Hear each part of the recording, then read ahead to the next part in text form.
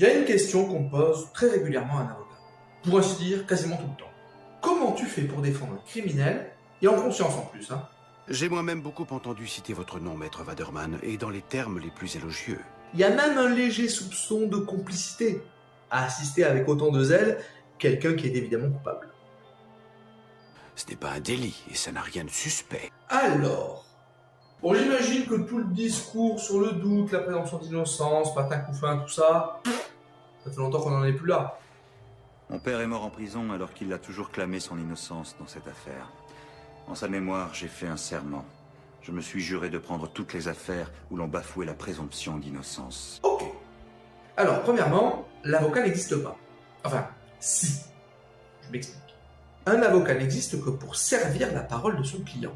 Pas plus. Tout ce que l'on fait, c'est sur instruction du client. Réputé, grâce à notre assistance, à égalité de maîtrise, des arcanes judiciaires, eu égard aux autres protagonistes d'un dossier. Procureur, juge d'instruction, j'en passe. Enfin, il est quand même assez courant que ce soit l'avocat qui pilote, et le plus souvent le client qui suive.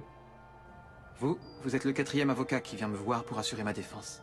J'ai vu pas mal de vos confrères, ils n'ont rien écouté. Ils m'ont juste vivement conseillé d'avouer une partie des crimes qui me sont imputés afin d'alléger la sentence finale. Ok. Deuxièmement, si on se fiait uniquement à notre primo-perception de l'affaire, il y a de fortes chances que l'on viendrait à rejoindre la meute des loups qui hurlent. Dans ce cas, vous n'avez pas vraiment besoin d'avocat. Tu débarques dans une enquête qui est diligentée sous le contrôle d'un magistrat, et tu remettrais tout ça en cause, tout ce dispositif.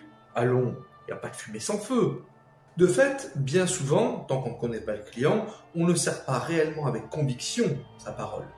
On fait le job, mais c'est en servant cette parole que l'on va pouvoir aborder le dossier avec un point de vue différent, permettant de révéler tel ou tel aspect qui était jusque-là passé inaperçu.